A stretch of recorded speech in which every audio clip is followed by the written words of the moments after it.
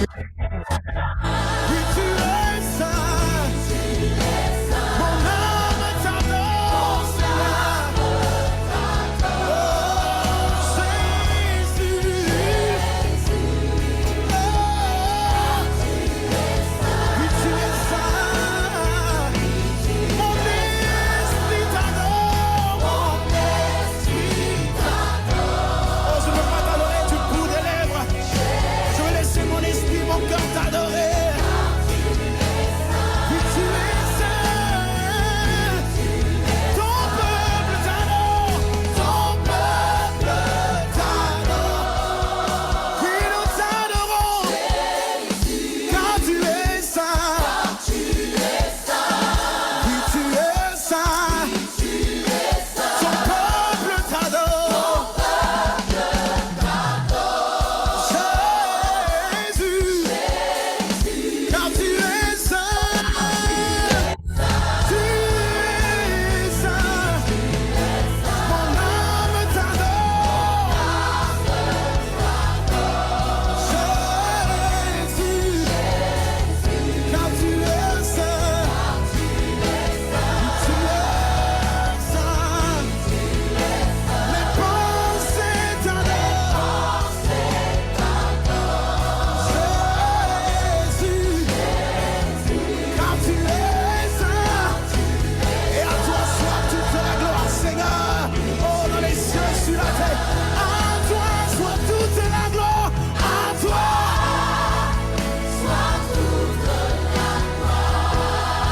À toi la sainteté.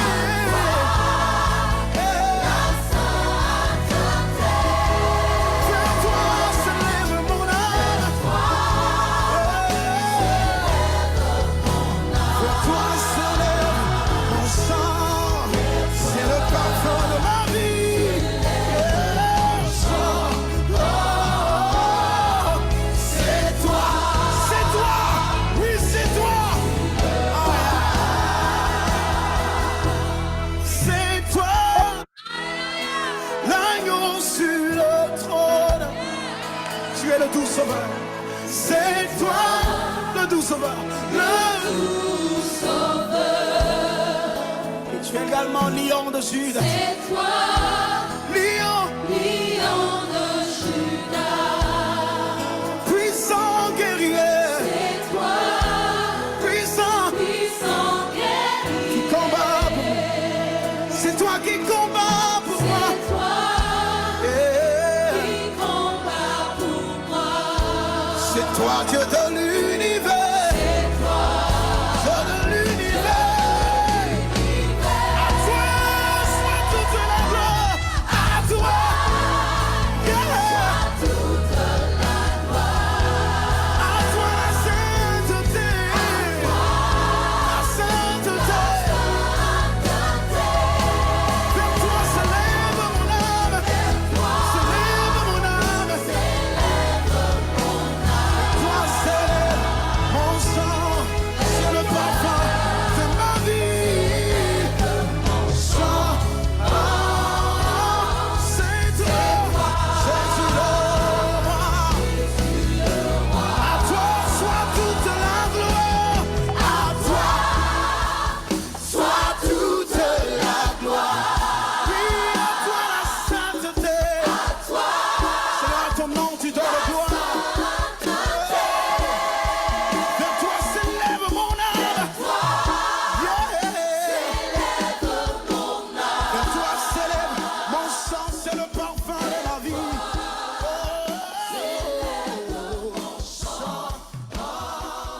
C'est toi, Jésus le roi, Jésus.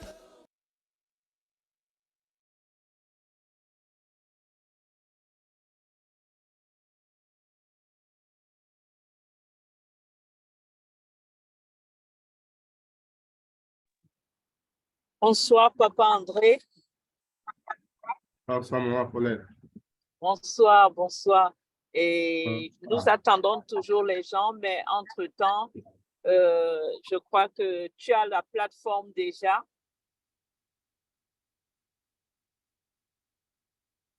Mais je crois que c'est mieux d'attendre que les autres viennent. Ok, ok, il n'y a pas de problème. Donc, Célestin est en train de mettre la musique un peu pour attendre. Donc, Célestin, tu peux continuer avec la musique.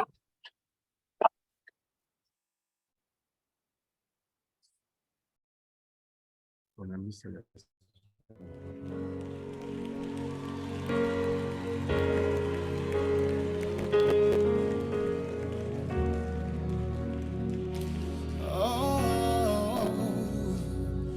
Je viens pour te louer, je viens te louer, peu importe mes défis, tu as payé le prix. Je viens pour te louer, je viens te louer, même si c'est difficile. Oh, ton amour me suffit. Je viens pour t'honorer. Je viens t'honorer. Sur la mort, tu as gagné. Tu es le Dieu très haut. Je viens pour t'adorer. Je viens t'adorer. Ce soir, je veux te contempler. Tu es mon essentiel. T'adorer.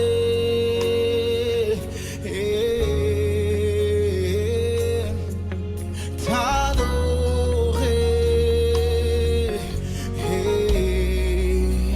Nous voulons t'adorer. C'est la raison de notre présence ici ce soir. T'adorer, oh Jésus, t'adorer.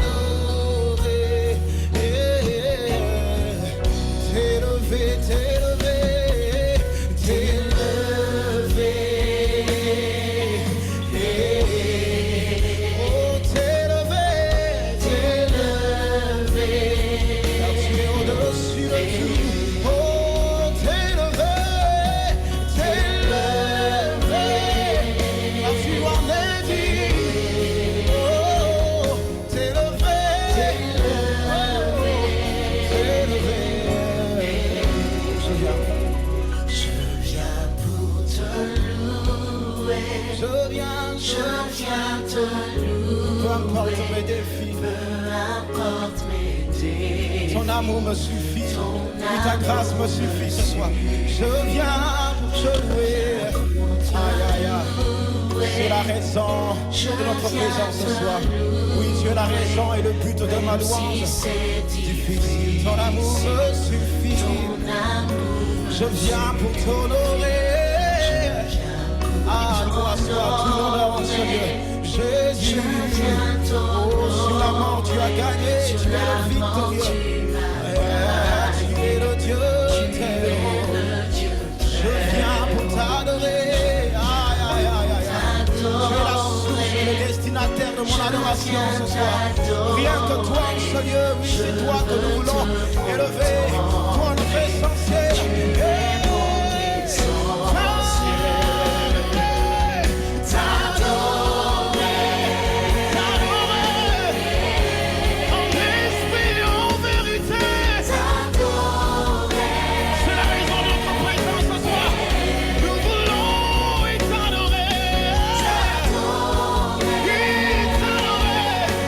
Toi seul, oh Jésus, t'adorer.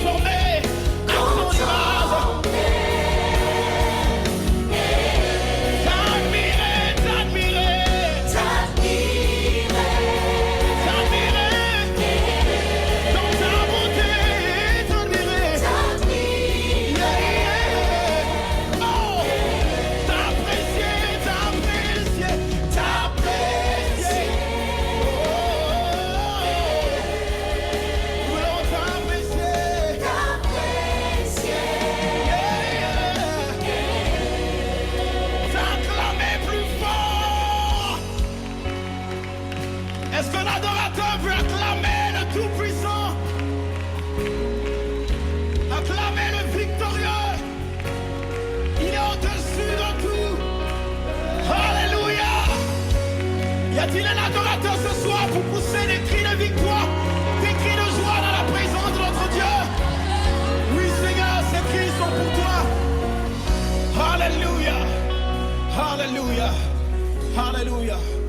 Rebra Santa Raboske.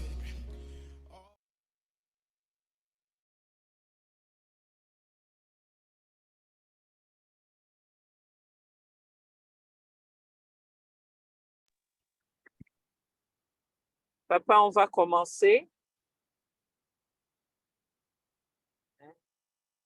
Tout le monde est là. Oui, bon, on va commencer avec ceux qui sont là parce qu'on ne peut pas prédire à quelle heure les autres vont entrer. Et je ne sais pas si c'est bonjour là-bas. Et si c'est bonsoir. OK, c'est bonsoir aussi. Bonsoir tout le monde. Ce soir, nous abordons un sujet assez délicat et même compliqué à la fois, qui parle de la hiérarchie sociale des démons. D'emblée de jeu, nous devons savoir que pour qu'on parle d'une hiérarchie sociale des démons, que nous puissions définir ce qu'on appelle la hiérarchie. Et il y a le Centre national des ressources textuelles et lexicales qui disent que la hiérarchie sociale est comme une organisation sociale fondée sur différents rapports de subordination selon le pouvoir, les responsabilités ou la place que chacun occupe. Dans le contexte religieux, la hiérarchie selon le Centre national des ressources textuelles et lexicales est l'ordre et la subordination de 9 cœurs des anges dans la Bible. Et d'après dans la Bible, lorsqu'on regarde ces 9 cœurs des anges, c'est divisé en 3 hiérarchies différentes. On va voir qu'il y a des anges, il y a des archanges, il y a des dominations, il y a les séraphins, il y a les trônes, il y a les ardeurs. Et le diable n'a donc fait que reproduire le même système dans les 9 cœurs des anges divisés en 3 grandes hiérarchies. La première hiérarchie des anges, il y a les séraphins, il y a les chérubins, il y a les trônes. La deuxième hiérarchie, la seconde, il y a les dominations, les puissances, les principautés. Et la troisième hiérarchie est constituée des vertus, des archanges et des anges.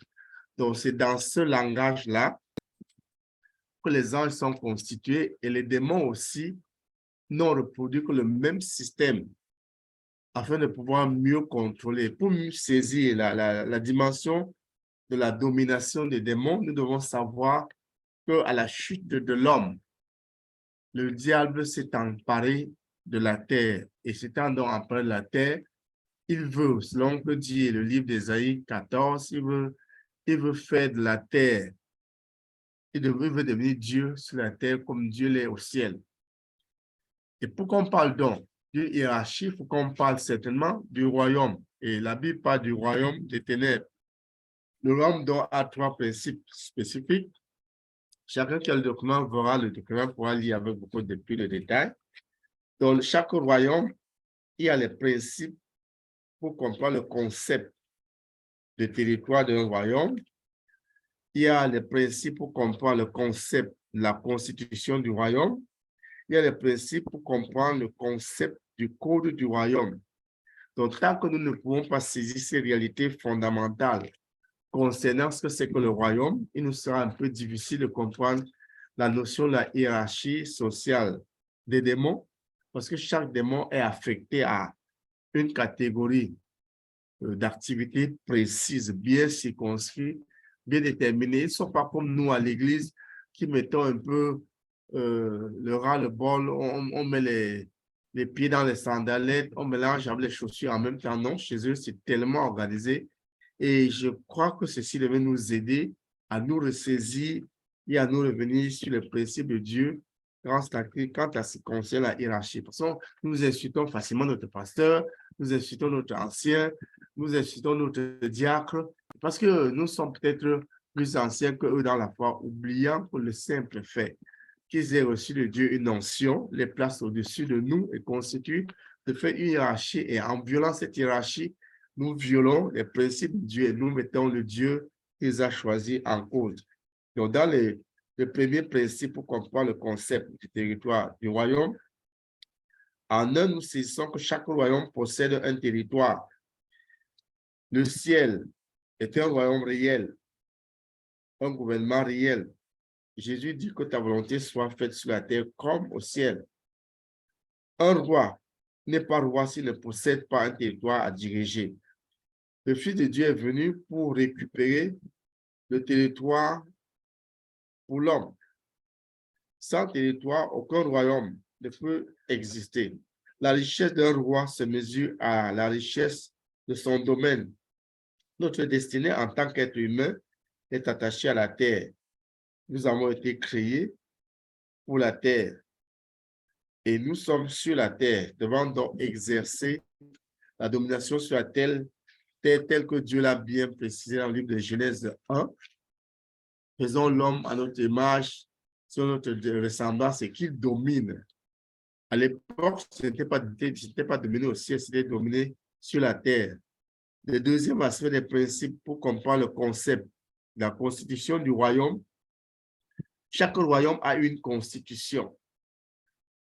Nous verrons dans le livre de Matthieu 5 à 7 ce qu'on appelle les lois du royaume, la constitution, la charte du royaume que Jésus est venu installer. Ceci nous laisse comprendre que dans le monde des ténèbres, ils ont les mêmes choses qui existent, ils ont reproduit les mêmes choses, peut-être à leur manière, d'après leurs objectifs à atteindre, mais que ça existe. La constitution d'un royaume représente la volonté écrite, les desseins et le plan du roi. Dans un royaume, la constitution est un contrat royal que le roi passe avec ses sujets, à savoir ses croyants, qui doit orienter, qui doit définir, qui doit centrer, en ressortant éventuellement les punitions ou les félicitations s'il y en a. C'est ça la constitution. Dans le troisième aspect, le principe pour comprendre le concept du code du royaume, chaque royaume est dirigé par des lois. Pour nous chrétiens, la Bible est les lois du royaume. Et comme je disais tantôt, dans le livre de Matthieu 5 à 7, Jésus donne là les lois du royaume dont il est le roi et qui sera pleinement manifesté au millénium. Le royaume des cieux a des lois pour le protéger et s'assure qu'elles fonctionnent selon ces lois-là. C'est ça un peu les trois principes spécifiques pour un royaume. Maintenant, quant à ce qui concerne le monde des démons, j'ai fait des recherches et l'église de Satan m'a fait découvrir des choses assez étonnantes. Ils sont tellement organisés, tellement spécifiques, avec des charges tellement bien définies que chacun sait ce qu'il a à faire et chacun sait ce qu'il doit faire. Ainsi donc, de ce que j'ai découvert, nous avons l'habitude de confondre Lucifer et Satan, parfois avec Belzébuth, mais j'ai découvert que non, en réalité, ce n'est pas ça. Que ce soit dans l'église de Satan, que ce soit des diverses recherches cherchées sur cet élément qui m'ont beaucoup enrichi personnellement, le prince des ténèbres ou bien le roi du monde des ténèbres, c'est Lucifer en personne. Celui qui est comme l'empereur de l'enfer, celui qui est le démon de fierté, celui qui est le chef supérieur. Un peu comme nous pourrons dire chez nous, Dieu le Père. C'est Lucifer qui tient cette place. Mais nous confondons souvent avec Satan. Non, non, il n'en est pas le cas. Par contre, Satan est le prince de l'enfer. Et quel avait été son rôle? Son rôle actuellement, c'est un démon qui est très ancré dans la sorcellerie. Bon, nous allons au cours de cette étude voir qu'il y a des choses qui peuvent varier, qui peuvent changer à des moments. juste parce que de même que tout gouvernement, tout royaume est en mutation, en changement en fonction des besoins, en fonction des objectifs, en fonction des planifications.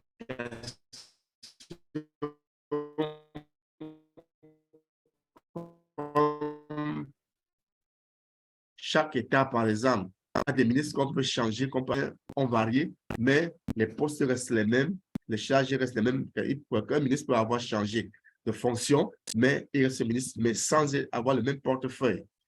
Donc, Satan, en fait, c'est celui qui avait été chargé de mener la révolte. Quand Lucifer a décidé de se révolter contre Dieu, c'est Satan qui a mené la révolte et qui a mené la bataille, finalement vaincu par Michael, il a été précipité. Mais qu'est-ce qui s'est passé? Une chose sérieuse s'est passée, c'est que Belzéboul est venu et avec le temps l'a renversé et a pris sa place. Et c'est Belzéboul qui devient maintenant le second et Satan devient le troisième. Donc nous comprenons aussi que même dans notre marche, dans notre relation, si nous nous amusons, nous pouvons perdre notre place parce que le combat que ceux-ci livrent, ils ne s'amusent pas à le livrer. Ils le font de tout leur cœur avec détermination. Et chez eux, la notion de miséricorde comme chez nous n'existe pas. Et c'est pour ça que chaque démon lutte avec acharnement parce qu'il sait que s'il rate sa mission, sa punition est sans... Il n'y a pas de miséricorde dessus. Le mot miséricorde chez eux n'existe pas. Mais nous avons la miséricorde et nous nous moquons de Dieu. Ceci devait nous amener à prendre beaucoup plus de distance, beaucoup plus de considération pour un engagement sérieux en ce qui concerne les choses de Dieu. Il y a notre prince de l'enfer, qui est le démon de l'hérésie et de l'envie. Il s'appelle Léviathan. Donc, c'est un prince héritier de l'enfer qui représente le péché de l'envie. Dans la Bible chrétienne, Léviathan est une énorme créature marine. Ça, c'est dans le domaine humain, c'est un animal. Donc, dans le domaine physique, on a donc, il représente un peu tout ce que ça donne de monstrueux dans ce qu'il peut faire. Donc, dans ses fonctions, il est le chef très, très élevé dans le domaine hérétique. Donc, ceux qui dénoncent ou qui contredisent, qui s'opposent à la foi ou les règles de l'Église, c'est lui qui les manipule. Donc, comme défini, la Bible de Satan écrite par Anton LaVey, il spécifie très, très, très bien que le rôle de ce dernier est de tout faire pour la contrefaçon des Saintes Écritures. Il y a en quatrième position comme prince de l'enfer Asmodée. Asmodée, c'est le roi des démons de la luxure et de la méchanceté. Son nom veut dire destructeur. Il est appelé le roi des démons parce qu'il se situe au-dessus de certains. Donc, dans la classification hiérarchique, il est au-dessus des autres. Donc, tout ça part, c'est faire que les gens investissent dans les plaisirs interdits. Nous voyons aujourd'hui la notion vestimentaire, la notion un peu excentrique de tout ce qui se passe. C'est M. Asmodée qui est derrière. En saint, il y a ce qu'on appelle Adramelech. C'est le grand ministre de l'ordre des mouches, puisque Belzéboul veut dire le prince des mouches. Donc lui, il est un peu comme le chancelier, un grand ministre qui décore. Et lorsqu'on considère tout ce que les grands démonologues ont cherché à son sujet, il est comme le président du Sénat des démons. Et il a un trône très grand. Et il a des racines dans la religion assyrienne. Il est le dieu solaire qui exigeait les sacrifices humains. Donc, lorsque nous voyons aujourd'hui des gens qui sont prêts à verser du sang, des gens qui sont prêts à se venger, à commettre des crimes, on sent qu'il y a ce démon qui est derrière eux.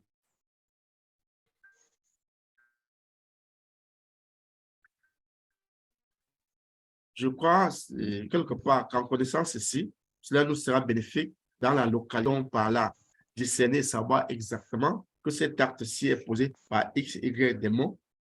Et de là, nous pouvons facilement nous en tirer et adopter des stratégies adéquates pour pouvoir Balbédi, qui est en 6e position comme prince de l'enfer, c'est le secrétaire en chef de l'enfer. Il est le démon de blasphème. Donc, celui qui pousse les gens à vociférer des choses contre Dieu. On dit qu'il est le ministre des Affaires étrangères. Il est le secrétaire, le chef gardien des archives infernales. Donc, nous voyons que c'est un monsieur qui est capable de faire le rappel, qui peut rappeler à quelqu'un de se souvenir de ses anciens péchés et lui faire comprendre que jamais n'a été pardonné pour s'aimer le doute et pouvoir l'égarer si on ne se tient pas à la parole de Dieu. En 7, il y a ce qu'on appelle Astaroth. C'est le premier prince des trônes et trésorier de l'enfer. Donc, c'est un monsieur qui s'occupe du domaine financier. Et lorsqu'on parle du domaine financier, nous verrons ici ce qu'on appelle le trésor secret. Donc, ces gens-là qui ont l'habitude d'avoir des portefeuilles magiques, qui peuvent dépenser comme ils veulent, mais à condition de ne pas pouvoir investir. Donc, Astaroth est derrière cette activité macabre-là. On continuera dans le 8e qui s'appelle Vérine. C'est le 2e prince des trônes et démon de l'impatience. Donc, si nous suivons depuis le début, on voit que chaque chef ici a une spécificité et éventuellement dans les 9 hiérarchies, on va voir qu'il a sous lui différents démons qui sont chargés avec leur subterfuge de faire tomber les gens dans un aspect ou dans l'autre aspect concernant la valeur qu'ils défendent. Le démon de l'impatience, c'est celui qui va nous dire non, vraiment, comme tu as attendu le mari n'est pas venu là, va te débrouiller, sinon tu seras stérile. Comme le pasteur a refusé de reconnaître ton ministère, allez, sors, va créer ta part. Voilà un démon de l'impatience. Et nous voyons qu'il est présent à l'Église aujourd'hui. Chacun qui est impatient en voyant ces choses, vous pouvez s'imaginer quelle soit la domination d'autrui et non de Jésus, si nous passerons facilement à revenir en pleurant. Le 9e, c'est Grésil. C'est le 3e prince des trônes et démon de l'impureté. Donc, il est subordonné à Vérine et il pousse les humains à commettre le péché du sexe, de la paresse. Il est connu comme le 3e prince des trônes. Il exerce également la domination sur la propagation de l'impureté et de la saleté. Donc, on va voir l'expansion de la pornographie, par exemple.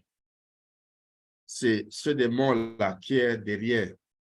10, il s'appelle Olivier, c'est le prince des archanges et des démons de la cruauté. Olivier est le 3e et la 3e hiérarchie des démons. Olivier est un prince des archanges qui encourage la méchanceté et la méchanceté envers les pauvres et les démunis. Donc, vous voyez, non seulement il encourage, mais sa méchanceté est beaucoup tournée vers ceux qui sont pauvres et démunis pour les affaiblir complètement et leur faire croire qu'il n'y a aucune possibilité pour eux d'avoir miséricorde, bien de pouvoir se relever.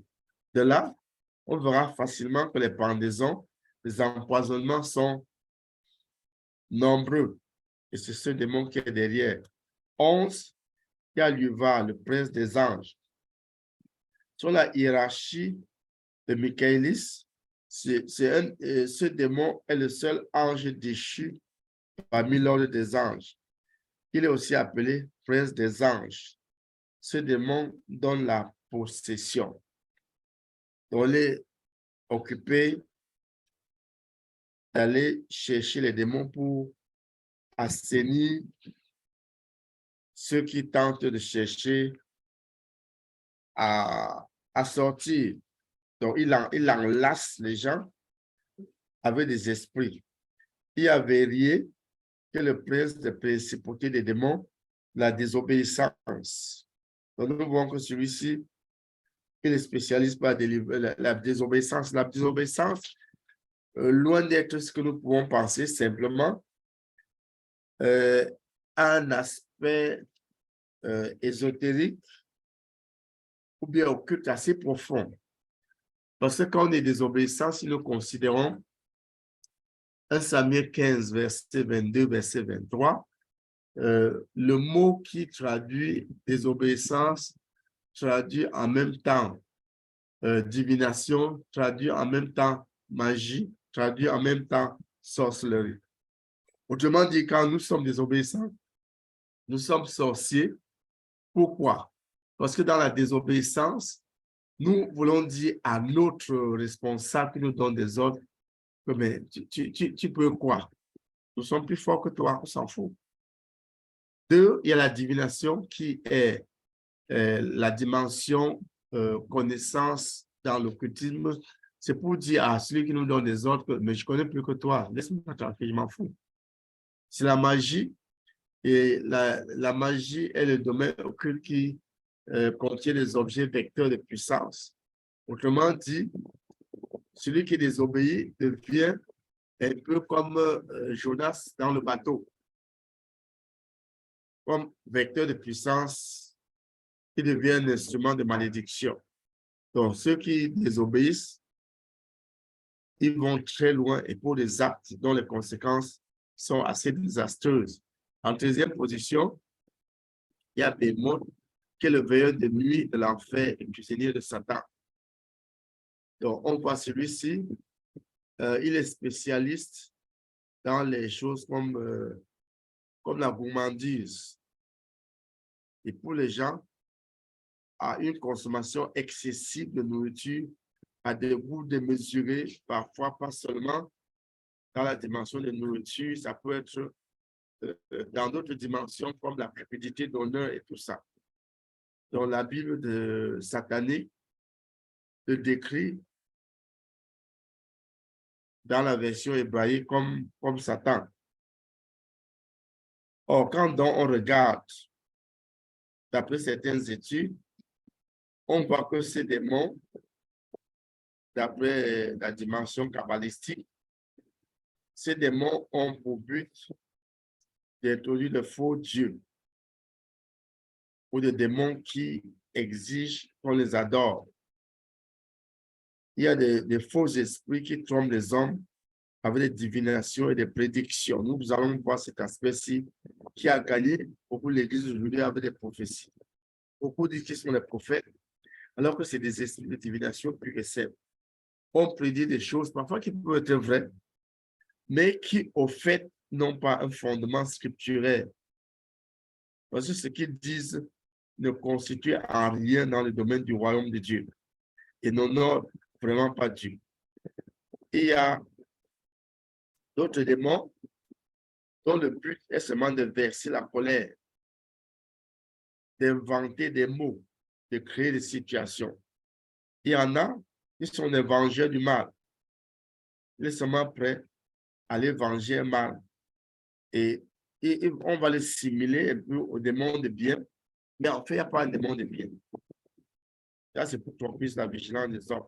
Il y a des démons qui sont chargés du domaine spécifique de la séduction.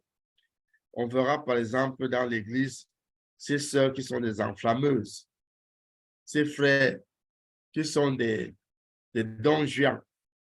Ça, ils sont sous ces démons de séduction là. Il y a des démons qui ont l'air puissants, ce que nous pouvons appeler un peu au Cameroun comme les gros bras, des hommes brutaux, ceux qui s'en foutent, ceux qui font tout pour dominer absolument et faire et s'asseoir sur les autres. Il y a des démons de déchaînement. Ici, c'est les démons de l'impatience, les démons des gens qui sont impulsifs.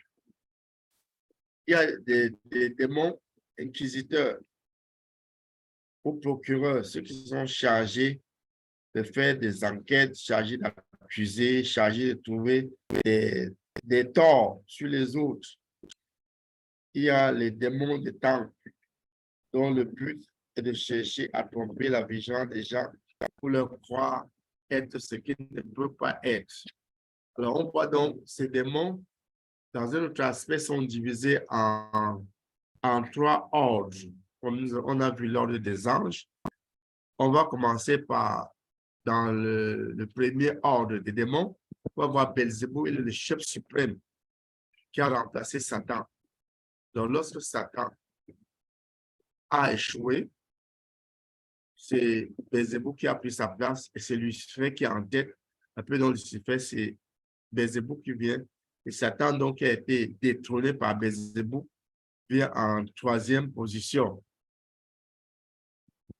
Et ensuite, maintenant, vient un démon qu'on appelle Eurynom. C'est le prince de la mort. Son aspect est épouvantable. Et il a des dents comme un loup. Sa spécialité, c'est manger les cadavres. Donc, on voit que c'est un démon qui peut côtoyer les gens qui sont à la mort. Ensuite vient un autre démon qu'on appelle Moloch, qui est le prince du pays des larmes.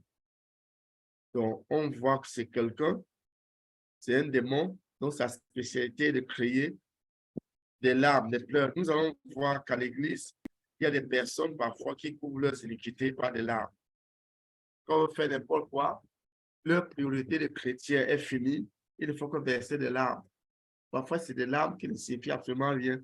Des larmes qui ont une visée plutôt de séduction, de manipulation, peut-être des larmes de repentance. Il y a un autre qu'on appelle Pluton. C'est un archidiable, comme on peut appeler aujourd'hui un archevêque. Bon, lui, c'est le prince de feu. Donc, son grand domaine, c'est de créer des incendies.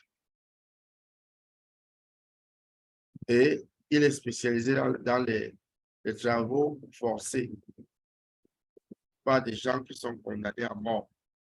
Donc, dans le domaine occulte, lorsque ceux, par exemple, qui ont fait des pactes échouent à leur mission, parfois, ils disparaissent dans notre monde, mais dans l'autre monde, ils sont soumis aux travaux forcés.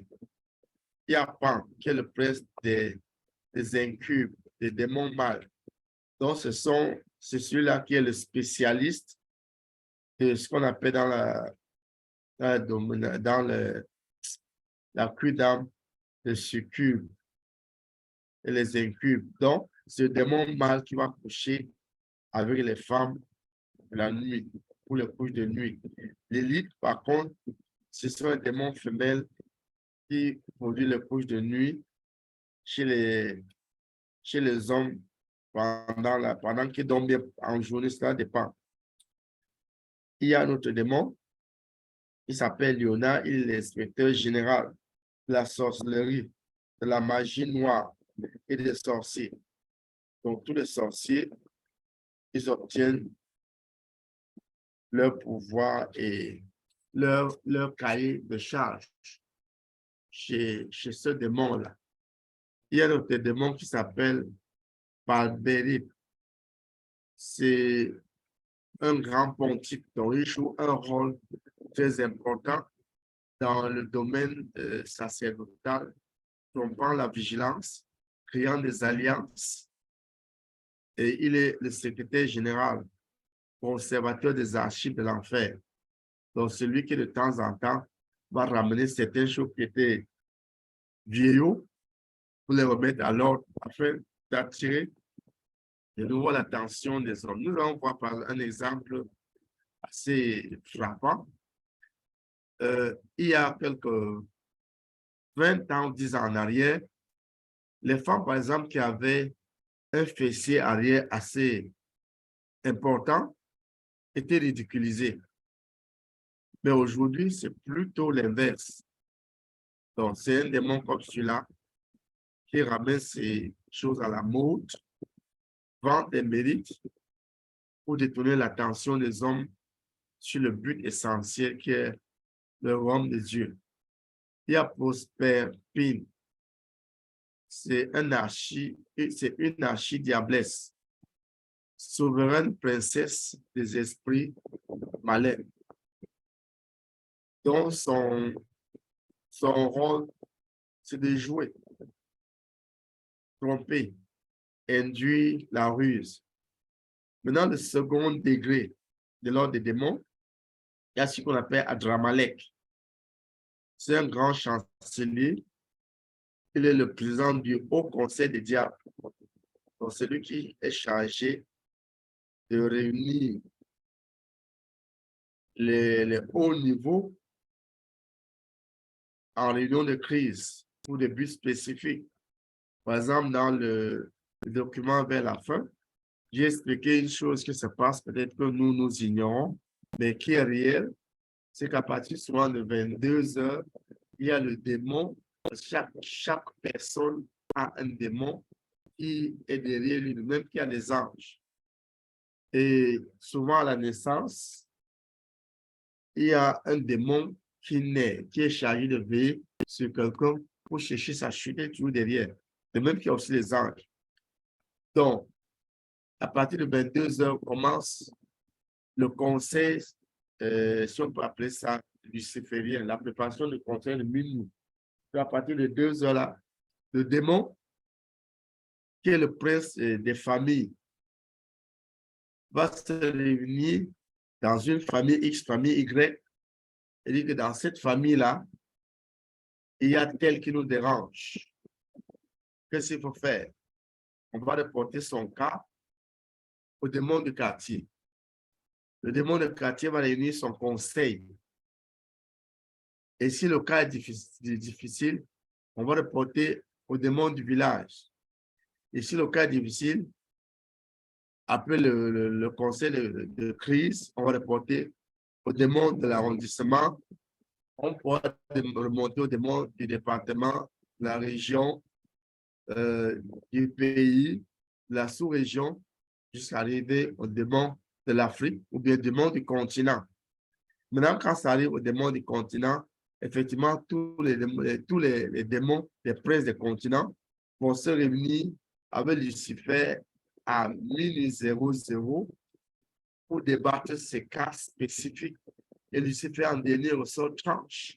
Et quand il tranche, entre 2 heures jusqu'à 4 heures du matin, les démons chargés de l'exécution du plan punitif contre ceux qu'ils ont qualifiés de rebelles commencent. C'est pour ça que souvent la nuit, à partir de minuit en allant devant, c'est assez sérieux.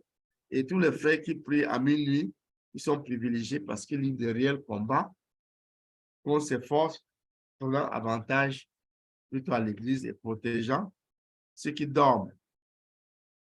Donc ensuite, il y a un autre démon qu'on appelle Astaroth. C'est le grand trésorier et le chevalier de mouche. C'est lui qui s'occupe du domaine de la richesse. Moi, je parlais tantôt de trésors cachés. Donc, celui-ci, il est spécialiste dans la divination. Et il est très, très, très, très sérieux pour créer des circonstances qui puissent élargir son champ d'action. Il y a un autre qu'on appelle Nergal. Il est un peu comme le chef de la police secrète. Donc ici, c'est le prince des espions. C'est lui qui façonne tous les espions. Et si à l'église, il y a des gens qui, au lieu de se confier au Saint-Esprit, sont des espions, alors ils sont les agents de Nergal. Il y a un autre qu'on appelle Baal.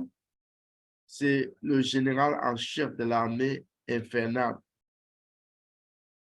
Il y a le Léviathan que nous avons déjà vu, c'est un grand amiral. Il est le gouverneur des contrées maritimes et du domaine infernal. Donc, on voit que les gens comme la reine de la côte, les sirènes des eaux, sont placés sous la domination de M. Léviathan. Il y a aussi maintenant des démons qui sont comme des ambassadeurs. J'ai effacé ça sur ce document-ci, mais chacun des démons que vous allez voir ici est attaché à une région ou à un pays spécifique. Donc, il y a Belphagor, c'est le démon de découverte qui séduit les hommes en prenant un corps de jeunes femmes et en leur donnant des richesses. Il y a aussi Mammon. Nous connaissons que Mammon, c'est le démon de l'argent, l'avarice, les richesses. Tout ça dans l'iniquité. Il fait tout pour qu'on ait toujours une bourse monétaire assez remplie. Quand même, il faudrait-il verser du sang. Il y a Bélial, qui est le démon de la pédérastie, c'est-à-dire les gens pédérastie ici ne voient pas tellement seulement à péter, mais va dans la dimension de sodomie, des hommes qui couchent avec les petits-enfants. C'est aussi la sodomie, en fait, notre aspect. Donc, c'est lui qui cultive ce côté-là. Il y a un autre qu'on appelle Rimon. Je crois que dans la Bible, on parle de Rimon. Quand il s'agit de l'homme qui était avec le roi lorsque Naaman, oui, qui servait Naaman, pas de Rimon. C'est un premier, donc Rimon là, c'est un médecin de l'Empire infernal. Donc, nous voyons ici que même le démon peut parfois prétendre traiter. Nous avons assisté une fois dans un village qu'on appelle Mougoui, vers les Sondo. Nous avons assisté à une situation assez sérieuse. Nous sommes partis en mission dans un séminaire évangélisation aussi. Et nous sommes tombés sur le cas d'une femme qui avait fait un accident. J'étais avec mes filles. Et nous avons prié, le Seigneur a dit non.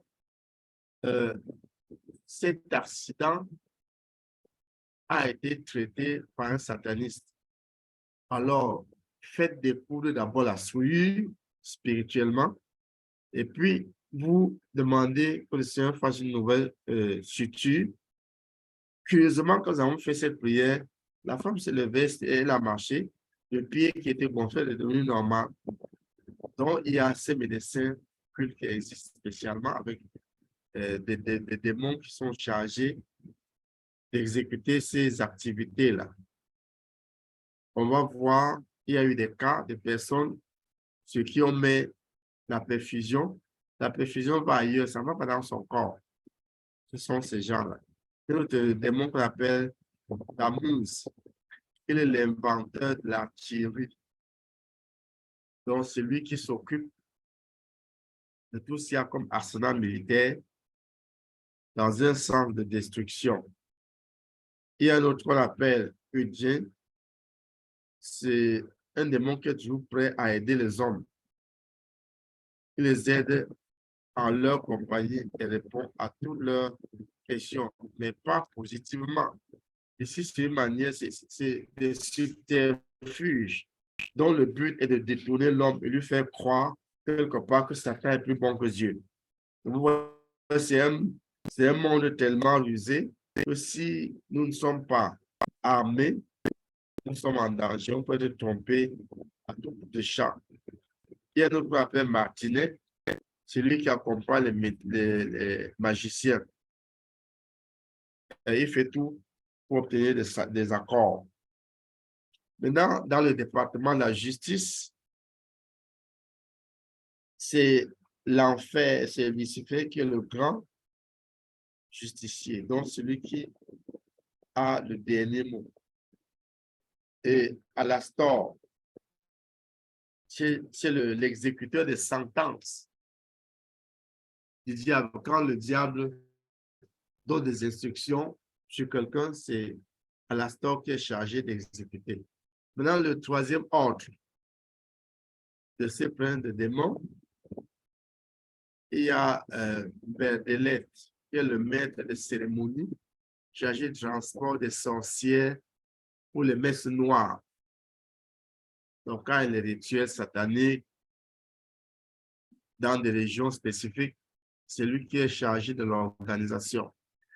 Il y a celui qu'on appelle Sukkot Benot, le chef de l'unique du Sérat et de Belzépoul. Donc, celui qui favorise l'organisation, et c'est un démon de jalousie.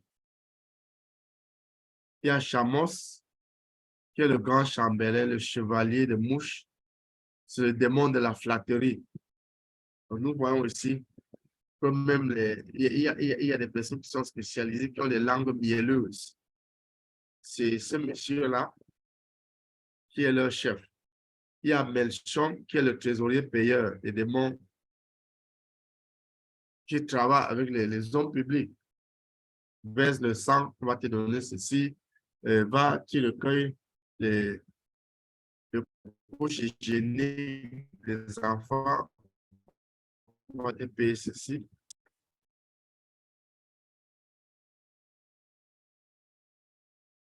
Celui qui est chargé de cuisine de Belzéboul, c'est le démon de la gourmandise. On a vu un autre déjà plus loin en haut. Il y a un autre qui l'appelle Bémort, qui est le grand échanson. Il est le chef de 1100 légions de démons. Et, qui sont appelés des insexuels parce qu'ils n'ont pas de queue. Ils appellent leur monde. Donc, leur demande, c'est la gourmandise, le plaisir du ventre. Donc, leur base, c'est ça. Nous n'avons pas des personnes qui ne se remplissent jamais.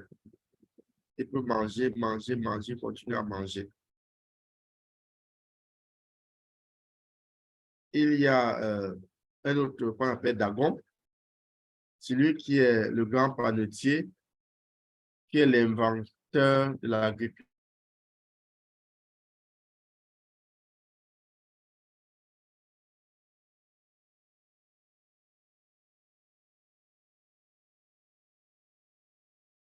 Nous l'aurons aujourd'hui génétiquement modifié. Or, bien pour nous, c'est un mal pour nous. Et c'est ce démon-là qui est derrière. Ensuite, il y a des démons inférieurs. Ils ne sont pas tellement intéressants. Chacun qui a le document pour voir. Je vais aller rapidement vers la fin qui parle d'un domaine qui pourra nous intéresser sur le calendrier. Sur le calendrier annuel du monde des ténèbres.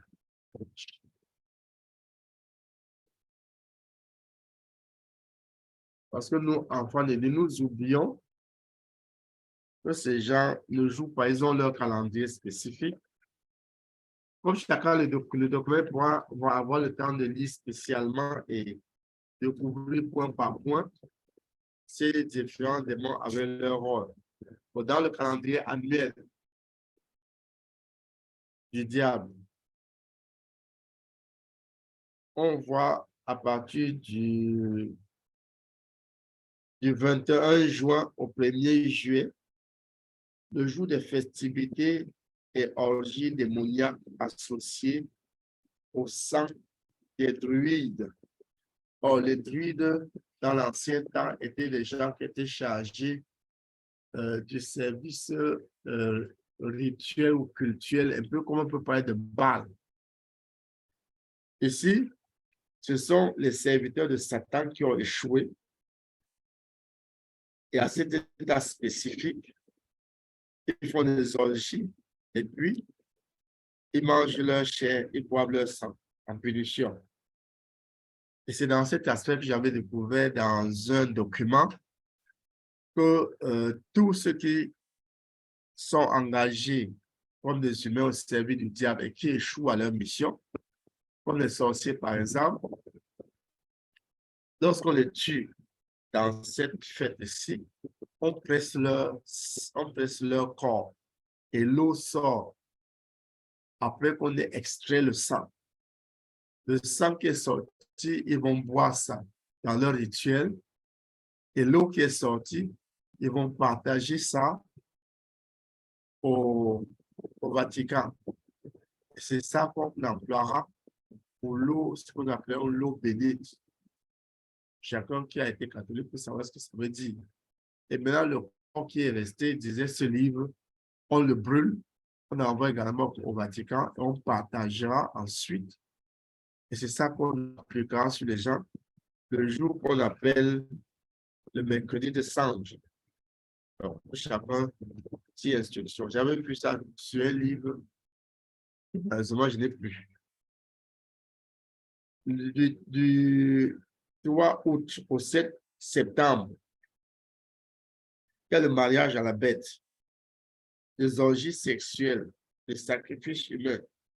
Donc, quand nous voyons cet aspect, vous allez voir qu'il y a certains moments de l'année où les gens se perdent, les gens s'égarent, des moments où il y a une sorte de recrudescence, des actes si spéciaux qu'on se demande d'où est-ce que ça vient. Donc, quand on parle d'orgie sexuelle, ce serait facile de voir, même dans la rue, chaque fois les choses là, ça dit il y a personne. Et on va voir que les gens meurent. On a tué des gens, on a sacrifié des gens, on a arraché des enfants. Ça rentre dans ce domaine-là. Du 22 septembre au 29 octobre, c'est le lot de minuit, la veillée de la Toussaint, le sang humain associé à l'apogée sexuelle orale. Quand on parle de la sexualité orale, nous comprenons d'où ça va, c'est ce qui se passe aujourd'hui, ce qu'on appelle habituellement pipe. Donc, nous comprenons que ça, c'est un domaine typiquement diabolique, que même à l'église, certaines personnes, sous influence satanique, sont en train de considérer que ça donne du plaisir. Le 1er novembre au 4 novembre, c'est les orgies sataniques sexuelles avec des démons. Le rituel commence le 20 octobre et finit le 4 novembre par des tueries. Donc, ceci nous devait nous pousser en sorte que les intercesseurs calent ces calendriers et à ce moment spécifique prennent du temps pour intercéder, parler à Dieu et non pas crier que nous avons entendu à la télévision, il y a eu ci, il y a eu ça. C'est parce que l'Église se tait. Il y a quelques jours, j'ai enseigné. Je dis qu'en réalité, tous les crimes qui se commettent au monde, nous, en tant qu'Église, nous avons la lourde responsabilité. Parce que si nous étions attentifs, si nous étions en communion parfaite avec le Seigneur, si nous étions concentrés sur le but de notre mission, le Saint-Esprit nous aurait à chaque moment mis en éveil pour intercéder. Nous sommes tellement distraits, dispersés, que Satan prend le dessus. Nous devons créer après. C'est impossible de réparer. Du 22 décembre au 24 décembre, c'est les orgies des démons d'Ameur, apogée grandiose de sacrifice humain. Les préparatifs de cette orgie commencent le 1er et le 3 juin. C'est le jour noir, comme nous appelons parfois le Black Friday. Donc, c'est des jours sombres. Et si nous regardons, cette date, 24 septembre au 25 septembre, qui est le jour de Noël, nous allons figurer les crimes rituels diversifiés qui se produisent cette nuit où l'indépendance totale est donnée à chacun. Le 7 janvier au 17 janvier, c'est un sacrifice animal et humain. On mélange le sacrifice humain au sacrifice animal et on mange. Le 2 février au 25 février, c'est la communion du sang animal. On boit avec le sang humain pour la force et l'hommage au démon.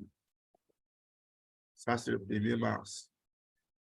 Le 1er mars, maintenant au 20 mars, c'est Saint Eshdat, qui est l'équinoxe du printemps.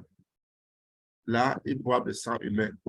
Et enfin, le 26 avril, le 21 avril, jusqu'au 1er mai, c'est préparatif au sacrifice des donneurs corpus de Baal, cadavre d'homme. Donc, on peut s'arrêter là, chacun le document, et pourra lire. Mais sachons que les démons sont suffisamment organisés, suffisamment pris. Chacun maîtrise son domaine d'action et il travaille jour et nuit sous peine de punition. Mais nous, maintenant, en tant qu'Église, à qui le Seigneur a donné le pouvoir de marcher sur le serpent, sur le scorpion, sur toute la puissance du malin, que rien ne pourra nous nuire. Maintenant que nous avons tous ces éléments en main, quelle stratégie allons-nous prendre?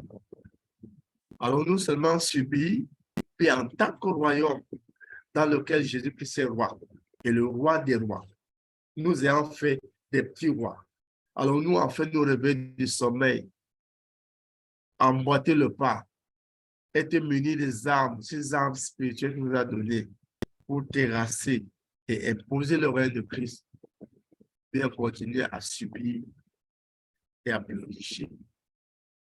Je suis par là. Et merci.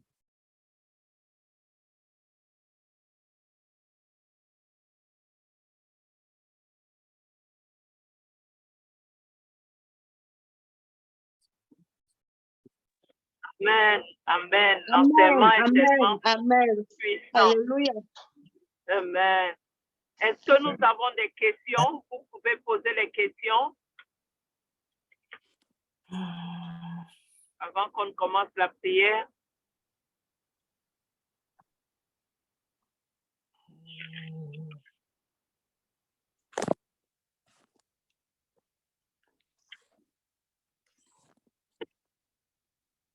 Des questions?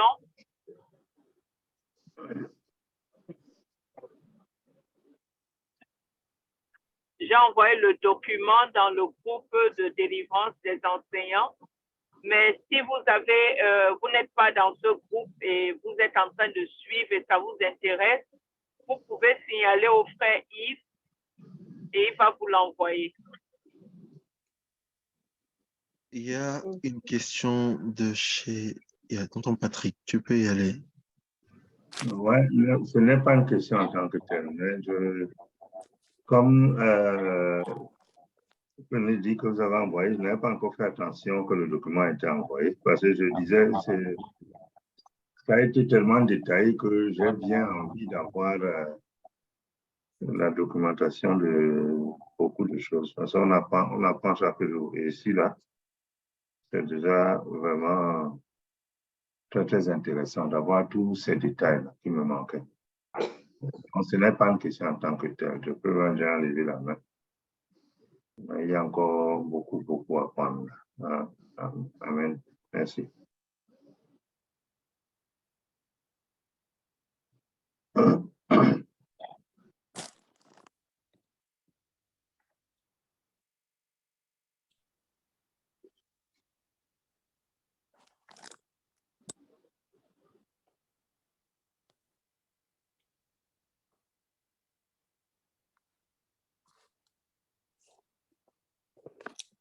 Ensuite, on a peut-être une question. Tu peux poser ta question.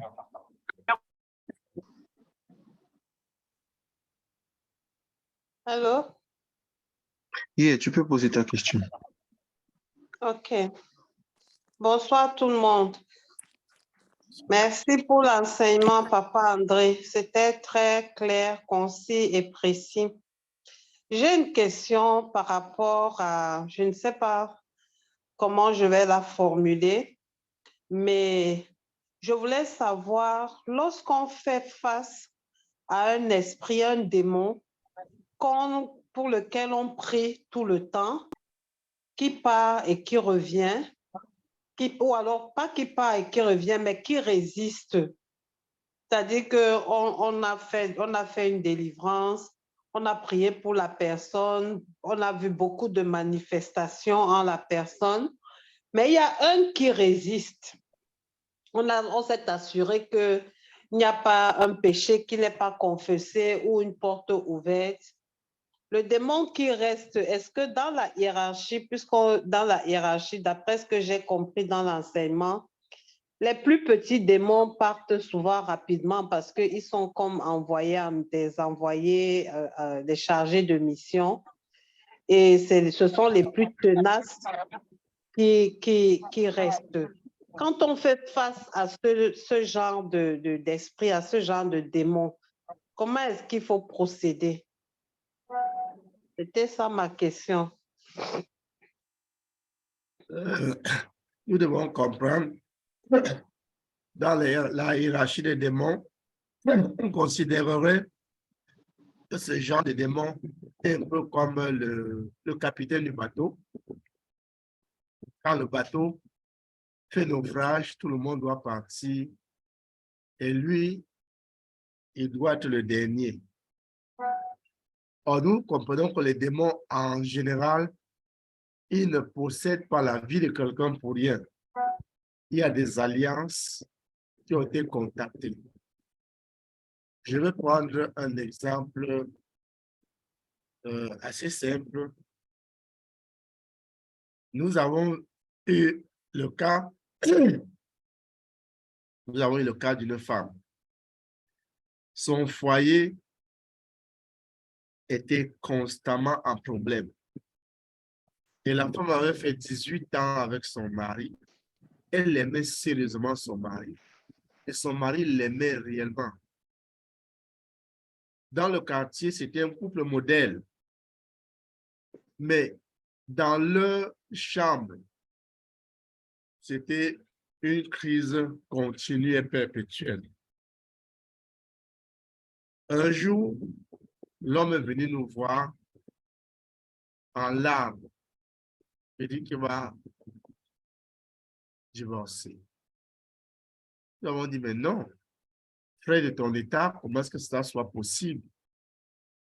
Il dit qu'en réalité, il y a un incompris qui ne se justifie pas. Sa femme était venue, elle était querelleuse, elle était moucharde, elle volait, mais depuis là, il n'y a plus ça. Tout est parti, mais vraiment, rien ne marche. Nous avons un peu posé quelques questions à la femme, elle nous a parlé, nous avons prié. Nous avons réalisé que la femme, originaire de l'Ouest Cameroun, était l'homonyme de la reine. Et nous connaissons que dans la tradition bantou, quand le roi meurt, il n'est pas permis à un homme d'épouser la femme d'un roi. C'est donc lorsque on lui a montré la réalité, elle a compris,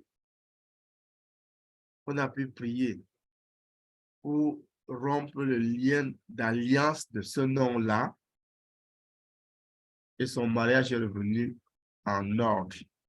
Donc, s'il y a un esprit qui résiste et qui ne veut pas sortir, ça veut dire qu'il y a un droit légal qui lui donne de dire « je ne sors pas ». Mais si on se penche dans la prière, ou bien on fait une rétrospective sur le parcours, on peut facilement déceler. Seulement quand ça arrive, nous nous contentons de dire qu'on va aller nous imposer les mains. Finalement, nous les sorciers vont nous imposer les mains. Alors que notre concentration devant Dieu nous aiderait à nous en débarrasser facilement.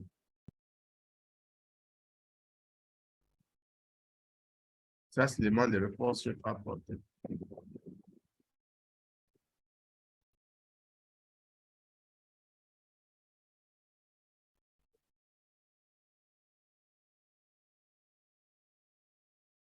La réponse est bien suivie. J'ai suivi, pardon. J'ai suivi, papa, j'ai suivi. Bon, plus près, on va traiter le problème. OK.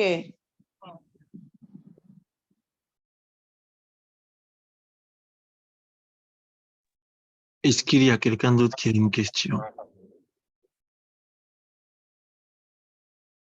Et si personne d'autre n'a de questions, je pense qu'on peut passer à la prière du coup, ou pas?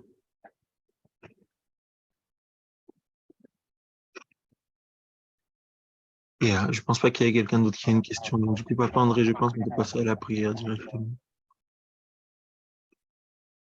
La prière. Il y a, parce que j'ai entendu Révérend Paulette parler de prière. Donc du coup. Prière globale, individuelle ou comment?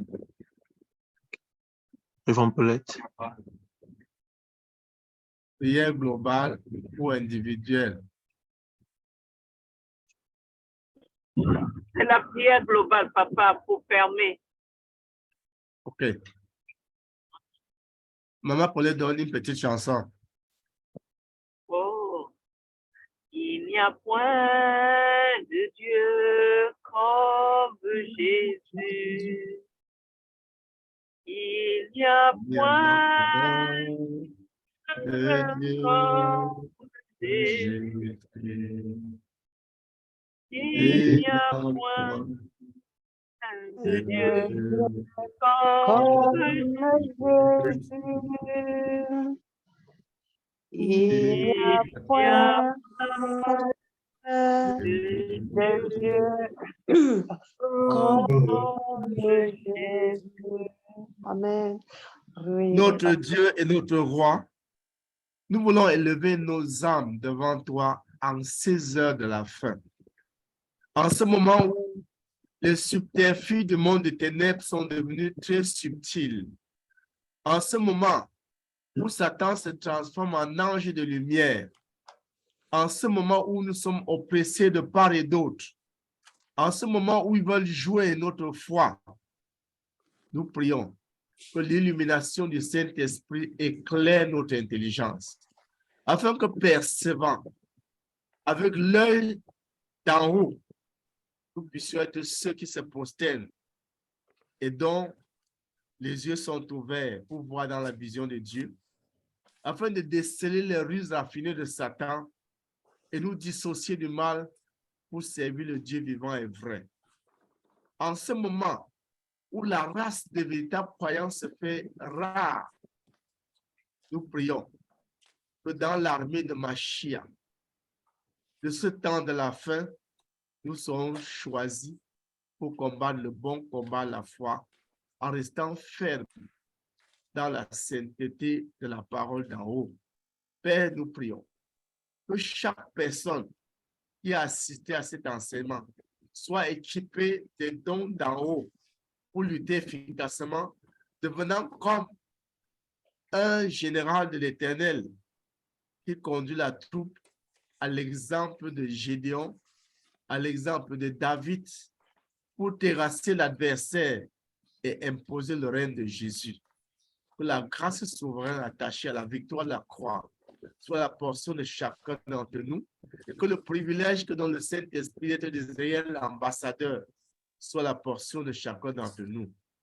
Que l'amour de Dieu le Père, que la grâce du Seigneur Jésus, la communication du Saint-Esprit soit notre portion.